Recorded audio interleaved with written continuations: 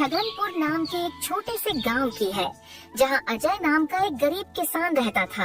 अजय के परिवार में उसके अलावा उसकी पत्नी सीमा और एक बेटा राजू था, जिनके साथ वो बहुत खुशी खुशी रहता था। अजय के पास गांव में अपनी एक जमीन थी, जहां पर खेती कर वो अपने घर का पालन पोषण करता था। परंतु अब उसकी वो जमीन पहले की तरह उपजाऊ नहीं रही थी। धीरे धीरे उसकी जमीन से फसल की पैदावार भी कम होने लगी थी। एक दिन इसी चिंता में वो अपने जमीन के पास बैठा होता है और कमाने का कोई और जरिया सोचने लगता है। दिन प्रतिदिन मेरे इस जमीन से उगने वाली फसल कम होते जा रही है। लगता है मुझे अब कोई दूसरी जमीन लेकर काम करना होगा, या तो कोई और जरिया ढूंढना होगा कमाने का। पर अब मैं इस जमीन के भरोसे नहीं रह सकता हूँ। चलो एक बार चल के सीमा से राय लेकर देखता हूँ वो क्या कहती है इस बारे में। अजय तुरंत खेत से अपने घर की तरफ चल पड़ता है। घर पहुंचकर वो सबसे पहले अपनी पत्नी सीमा को आवाज लगाता है। सीमा जरा यहाँ आना, तो तुमसे एक जरूरी बात करनी है। अजय की आवाज सुनकर सीमा वहाँ आ जाती है। बोलिए, आपने मुझे बुलाया क्या? हाँ सीमा, मुझे तुमसे एक जरूरी विषय पर बात करनी है और तुम्हारी राय जाननी है। हाँ बोलिए, क्या बात है? सीमा, तुम तो जानती हो हमारी जमीन अब पहले की तरह इतनी उपजाऊ नहीं रही है, और अगर मैं ज्यादा खाद वगैरह डालने की कोशिश करूंगा तो कहीं उसकी मिट्टी और खराब ना हो जाए। इसलिए सोच रहा हूँ कि कुछ समय के लिए उस जमीन पर खेती करना छोड़ दूं। हर साल थोड़ी थोड़ी खाद उसमें डालता रहूंगा, जिससे कुछ सालों बाद वो पहले की तरह उपजाऊ हो जाएगी। फिर उसमें खेती करना शुरू कर दूंगा। हाँ, ये ठीक रहेगा। इससे आपकी जमीन भी सही रहेगी और उसमें उगने वाली फसल भी। हाँ, पर तब तक मैं क्या करूं?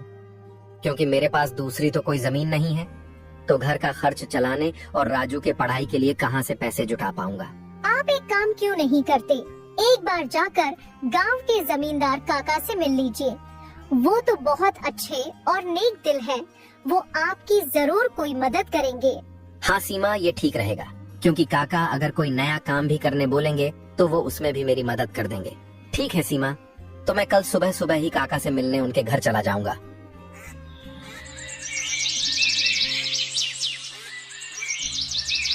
अगली सुबह अजय जमींदार से मिलने उसके घर के लिए चल पड़ता है। जमींदार के घर के बाहर पहुंचकर वो जमींदार को आवाज लगाता काका, है। क्या आप घर पर हो? अजय की आवाज सुनकर जमींदार बाहर आता है। अरे आओ अजय बेटा, बोलो क्या हुआ? कुछ काम था क्या? हाँ काका, आपकी एक मदद चाहिए थी। हाँ बोलो ना बेटा, मैं किस प्रकार तुम्हारी मदद कर सकता हूँ? अजय फटाफट से जमींदार को अपने खेत की हालत बता देता है। तो इसमें परेशान क्या होना बेटा? काका, मेरे पास एक ही जमीन है जिस पर खेती कर मैं अपने घर का खर्च चलाता हूँ, और मैंने आज तक खेती के अलावा कोई दूसरा काम भी कभी किया नहीं। तो अब यही नहीं समझ रहा है मैं क्या करूँ। बेटा, खेती के अलावा दूसरा काम क्यों करना? तुम एक काम करो, मेरे पास गांव के बाहर एक जमीन है, तुम उस पर खेती करो। काका, पर इससे तो आपका नुकसान हो जाएगा। नहीं बेटा, कोई नुकसान नहीं होगा। इसी बहाने तुम मेरी जमीन की देख रेख भी करोगे, क्योंकि अब तो मेरी उम्र भी हो गई है और मेरा बेटा भी शहर में रहता है। तो इससे तुम्हारा भी भला हो जाएगा और मेरी भी थोड़ी जिम्मेदारी कम रहेगी। ठीक है काका, अगर ऐसी बात है तो मैं कल से ही उस खेत पर काम करने चला जाऊंगा। अजय जमींदार को धन्यवाद कहकर वहाँ से अपने घर के लिए निकल जाता है। अजय अपने घर पहुंचकर सीमा को सारी बात बता देता है। ये तो बहुत अच्छा है, यानी आपकी सारी चिंता ही खत्म हो गई। हाँ सीमा, अब मैं काका के खेत पर बहुत मेहनत करूंगा और कोशिश करूंगा कि एक दो और खेत खरीद लूं, क्योंकि भविष्य में ऐसी समस्या आए तो उसके लिए हम तैयार रहे।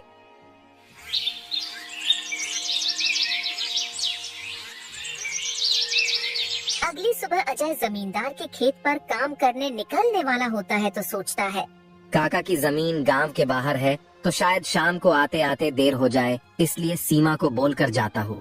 सीमा, जरा यहाँ आना तो। अजय को बुलाता सुन सीमा वहाँ आती है। बोले, आपने बुलाया मुझे? हाँ सीमा, सुनो, काका का खेत गांव के बाहर है, तो मुझे शाम को घर लौटने में थोड़ी देर भी हो सकती है।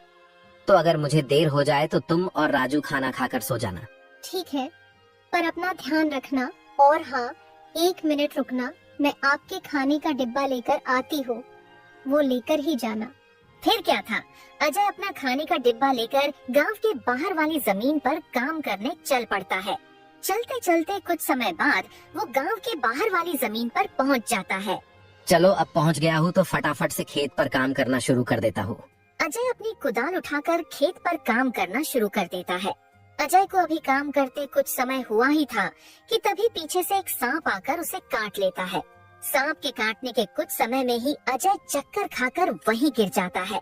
यहाँ अजय सांप के काटने से बेहोश हो चुका था, पर गांव के बाहर होने के कारण उसकी खबर अब तक उसके घर वालों को नहीं चलती है। सुबह की अब रात हो जाती है और सीमा अजय का इंतजार कर रही होती है। माँ को इतने परेशान देख राजू पूछता है, क्या हुआ माँ, पिताजी अब तक क्यों नहीं आए? बेटा तुम्हारे पिताजी आज काम करने जमींदार काका के गांव के बाहर वाली जमीन पर गए हैं और उन्होंने मुझे बोला भी था कि उन्हें आते आते देर हो जाएगी, पर अब कुछ ज्यादा ही समय हो गया है। माँ आप क्यों फिक्र कर रही हो? पिताजी ने जब बोला था कि उन्हें आने में देर होगी तो कुछ सोच समझकर कहा होगा। एक काम कीजिए, आप जाकर सो जाइए। राजू की बात सुनकर सीमा अपने कमरे में सोने के लिए चली जाती है। अगली सुबह भी जब सीमा देखती है कि अजय अब तक घर नहीं आया है, तो परेशान होकर वो सीधा जमींदार से मिलने उसके घर की ओर चली जाती है। सीमा जमींदार के घर पहुंचकर उनसे अजय के बारे में पूछने लगती है। नमस्ते जमींदार काका। नमस्ते बेटी, बताओ कैसे आना हुआ? काका अजय कल आपके गांव के बाहर वाले खेत में काम करने गए थे, पर अब तक घर नहीं आए हैं। क्या कहा बेटी? अजय कल गया था और अब तक घर नहीं आया? हाँ काका, उन्होंने मुझे कहा था कि खेत गांव के बाहर है तो आते आते रात हो जाएगी, पर अब तो रात की सुबह हो गई, पर वो अब तक नहीं आए हैं। चिंता मत करो बेटी, मुझे थोड़ा समय दो, मैं अभी किसी को भेजकर पता लगाता हूँ कि अजय कहाँ है। जमींदार तुरंत अपने घर में काम करने वाले घनश्याम को अजय को देखने अपने खेत पर भेजता है। कुछ समय के बाद घनश्याम जमींदार के खेत पर पहुंच जाता है और वहां का दृश्य देखकर वो परेशान हो जाता है। ये क्या, अजय का तो पूरा शरीर नीला पड़ चुका है। मुझे लगता है इसे किसी सांप ने काटा है। मुझे तुरंत जमींदार जी को ये बात बतानी पड़ेगी। घनश्याम वहां से भागते भागते जमींदार के घर के लिए निकल जाता है। घनश्याम जैसे ही जमींदार के घर पहुंचता है, उसके कुछ कहने से पहले ही जमींदार उससे पूछने लगता है। क्या हुआ घनश्याम बेटा, तुम इतना दौड़ते हुए क्यों आए और क्या तुम्हें अजय मिला? घनश्याम जमींदार को सारी बात बता देता है जो उसने खेत में देखी थी। घनश्याम जब जमींदार को सारी बात बता रहा होता है, तभी वहाँ पास में खड़ी सीमा भी सारी बात सुन लेती है और रोने लगती है। घनश्याम, तुम सबसे पहले वैद्य जी को लेकर वहाँ पहुँचो, मैं सीमा बेटी को लेकर वहाँ आता हूँ। घनश्याम को वैद्य जी के पास भेजने के बाद जमींदार सीमा को समझाने लगता है। सीमा बेटी, पहले तो तुम रोना बंद करो और जल्दी से मेरे साथ चलो, क्योंकि तुम्हारे रोने से अजय ठीक नहीं होगा। फिर क्या था, जमींदार सीमा को लेकर अजय को देखने उसके खेत की तरफ निकल जाता है और घनश्याम वैद्य जी को लेने दूसरी तरफ निकल जाता है। जमींदार और सीमा जब वहां पहुंचे तो उन्होंने देखा अजय बेहोश हालात में खेत में गिरा था और उसका पूरा शरीर नीला पड़ चुका था। सीमा अजय के पास बैठकर रोने लगती है। तभी वहां वैद्य जी आ जाते हैं। वैद्य जी के आते ही सीमा वहां से हट जाती है और वैद्य जी अजय की हालत का जायजा लेने लगते हैं। क्या हुआ वैद्य जी, अब कैसी है अजय की हालत? देखिए जमींदार जी, मैं आपको झूठ बोलकर अंधेरे में नहीं रखना चाहता हूँ, पर अजय की हालत बहुत खराब है। वैसे तो मैंने उसे जहर को काटने वाली औषधि दे दी है, परंतु जहर अजय के अंदर कुछ ज्यादा समय तक रह गया है, जिस कारण वो प्रगाढ़ बेहोशी के हालत में चला गया है। प्रगाढ़ बेहोशी, ये क्या होता है वैद्य जी?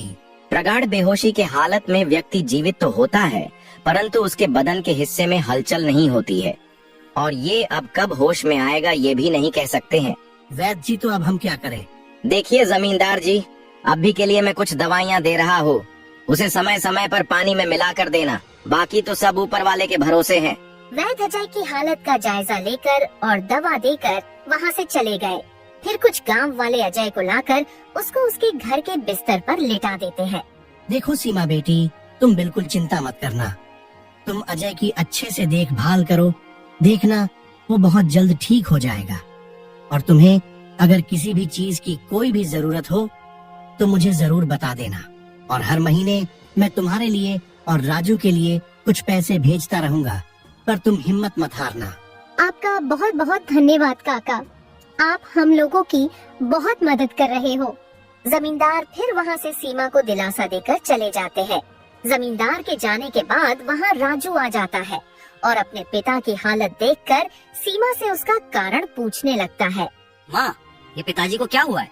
बेटा, तुम्हारे पिताजी को कल खेत में सांप ने काट लिया है, जिस कारण वो बेहोश हो गए हैं। माँ, तो पिताजी होश में कब आएंगे? बेटा, वैद्य जी ने कुछ दवाइयाँ दी हैं और उन्हें समय समय पर पिलाने कहा है। उन्होंने बोला कि उन दवाइयों से वो बहुत जल्द ठीक हो जाएंगे। पर माँ, पिताजी की ऐसी हालत है तो अब हमारे घर का खर्च कैसे चलेगा? बेटा, तुम उसकी चिंता मत करो, मैं हूँ ना, मैं सब संभाल लूंगी। नहीं माँ, आप क्या क्या करोगी? आप पिताजी का ध्यान रखोगी, आप घर संभालोगी कि घर का खर्च देखोगी? माँ, आप बस पिताजी का और घर का ध्यान रखो, मैं अब खेत पर काम करके घर का खर्च चलाऊंगा। राजू की ऐसी बातें सुन सीमा भावुक हो जाती है। नहीं बेटा, तुमको काम करने की कोई जरूरत नहीं है, मैं सब संभाल लूंगी, तुम बस अपने पढ़ाई का ध्यान रखो। तुम्हारे पिताजी का सपना है कि तुम बहुत बड़े अफसर बनो और मैं तुम्हें वो बनाकर रहूंगी, भले उसके लिए मुझे कितनी भी मेहनत क्यों ना करनी पड़े। फिर सीमा राजू को वहाँ से पढ़ने भेज देती है। मुझे अब कुछ करना ही होगा, क्योंकि मैं अब अजय का ठीक होने का इंतजार तो नहीं कर सकती हूँ। मुझे अब खुद जाकर खेती करनी होगी और हो सके तो कोई और काम भी देखना होगा। अगली सुबह सीमा सीधे जमींदार से मिलने पहुँच जाती है। नमस्ते जमींदार काका। नमस्ते बेटी, बताओ कैसे आना हुआ और अजय की तबीयत अब कैसी है? काका, अजय की तबीयत फिलहाल तो वैसी ही है और मुझे आपकी एक मदद चाहिए थी, इसीलिए मैं आपसे मिलने चली आई। हाँ, बोलो ना बेटी, मैं तुम्हारी किस प्रकार मदद कर सकता हूँ? काका, मैं चाहती हूँ कि जो जमीन आपने अजय को दी थी काम करने के लिए, आप मुझे उस पर काम करने की इजाजत दे दें, ताकि मैं उस पर काम करके अपने घर का खर्च और राजू की पढ़ाई करा सकूं। बेटी, पर तुम्हें वहाँ काम करने की कोई जरूरत नहीं है, मैं हूँ ना, मैं तुम्हारे घर के लिए जो भी खर्च लगेगा हर महीने भेज दिया करूँगा। नहीं काका, आपने अब तक हमारी बहुत मदद की है, अब आप बस मुझे आपके खेत में काम करने की इजाजत दे दीजिए। मैं अब खुद काम करके अपना घर चलाऊंगी और अपने बेटे को बड़ा अफसर बनाऊंगी। जमींदार सीमा को बहुत समझाने की कोशिश करता है, पर सीमा जमींदार की बात मानने तैयार नहीं थी। आखिर में सीमा की बातें सुनने के बाद जमींदार सोचने लगता है। मुझे लगता है सीमा मेरी बात नहीं मानेगी, पर अगर वो काम करने इतने दूर जाएगी तो वो अजय का ध्यान नहीं रख पाएगी। एक काम करता हूँ, मैं सीमा को मेरी गांव के अंदर वाली जमीन पर काम करने के लिए कह देता हूँ, ताकि वो खेतों पर काम भी कर सके और अपने घर का ध्यान भी रख सके। ठीक है सीमा बेटी, मैं तुम्हें अपने खेत पर काम करने की इजाजत तो दे सकता हूँ, पर तुम्हें मेरी एक बात माननी होगी। हाँ काका, बोलिए ना। बेटी, तुम्हें मेरे गांव के बाहर वाले खेत पर काम करने की कोई जरूरत नहीं है। मेरे पास तुम्हारे घर के नजदीक भी एक खेत है, तुम वहाँ काम कर सकती हो, ताकि तुम अपने घर का और अजय का दोनों को ख्याल रख पाओगी। काका, ये तो और भी अच्छा रहेगा, इससे तो मेरी बहुत मदद हो जाएगी। बेटी, पर एक छोटी सी समस्या है, वो खेत बाहर वाले खेत से थोड़ा छोटा है। हाँ तो कोई बात नहीं है काका, वो खेत मेरे घर से नजदीक है, वही बहुत बड़ी बात है। मैं खेत में काम करने के साथ साथ दूसरे के घर का काम भी करना शुरू कर दूंगी, ताकि उन पैसों से मैं राजू की पढ़ाई का खर्च निकाल सकूं। बेटी, पर तुम्हें इतना काम करने की क्या जरूरत है? काका, मुझे काम करना ही होगा। अजय का सपना था कि राजू पढ़ लिख कर बड़ा आदमी बने। अगर मैं मेहनत नहीं करूंगी तो उसका सपना अधूरा रह जाएगा। राजू की पढ़ाई के लिए और घर चलाने के लिए मुझे हर हाल में ये जिम्मेदारी उठानी पड़ेगी। जमींदार सीमा के संकल्प और साहस से भावुक हो जाते हैं। ठीक है बेटी, तुम्हारी मेहनत देखकर मुझे पूरा भरोसा है कि तुम जरूर सफल होगी। मैं तुम्हारी हर संभव मदद करूंगा। तुम कड़ी मेहनत करो, भगवान भी तुम्हारे साथ है। सीमा ने जमींदार के गांव के अंदर वाले खेत पर काम करना शुरू कर दिया। वह सुबह खेत पर काम करती और दोपहर के बाद गांव के घरों में सफाई और खाना बनाने जैसे छोटे मोटे काम करने जाती। धीरे धीरे सीमा की मेहनत रंग लाने लगी। खेत में अच्छी फसल हुई जिससे उसका घर चलने लगा और जो पैसे वह दूसरों के घरों में काम करके कमाती थी वह राजू की पढ़ाई में खर्च करने लगी। बेटा, मैं चाहती हूँ कि तुम मन लगाकर पढ़ाई करो। तुम्हारे पिताजी का सपना है कि तुम अफसर बनो। मैं तुम्हारे लिए हर मुश्किल को पार कर लूंगी। माँ, मैं कड़ी मेहनत करूँगा। एक दिन मैं पिताजी का सपना पूरा करके दिखाऊंगा। सीमा की मेहनत और त्याग से गांव के लोग भी प्रेरणा लेने लगे।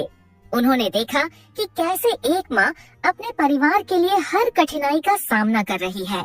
इसी बीच अजय की हालत धीरे धीरे सुधरने लगी। वैद्य जी की दवाओं और सीमा की देखभाल ने जहर का असर कम कर दिया।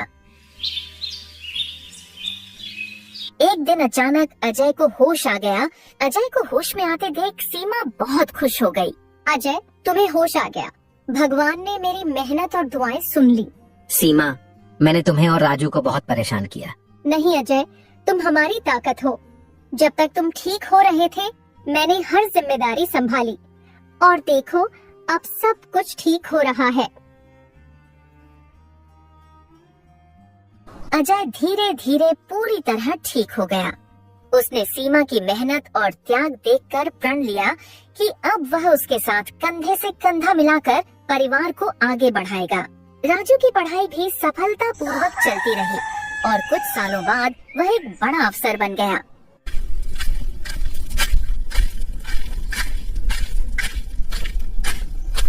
माँ, पिताजी, मैं आज जो कुछ भी हूँ वह आपकी मेहनत और त्याग के कारण हूँ। नहीं बेटा, ये सब तुम्हारी माँ का बलिदान है। उसने हमारे परिवार को बचाने के लिए हर मुश्किल का सामना किया। सीमा का त्याग और अजय का साथ दोनों ने मिलकर एक नई मिसाल कायम की। गांव वाले अब भी उनकी इस कहानी को आने वाली पीढ़ियों को प्रेरणा के रूप में सुनाते हैं। इस तरह माँ का त्याग की यह कहानी हमें सिखाती है कि एक माँ का समर्पण किसी भी चुनौती को पार कर सकता है और परिवार को जोड़ कर रखता है। दोस्तों, तो इस तरह की और शानदार और मजेदार कहानियाँ देखने के लिए हमारे इस चैनल को जल्द से जल्द सब्सक्राइब कर लें।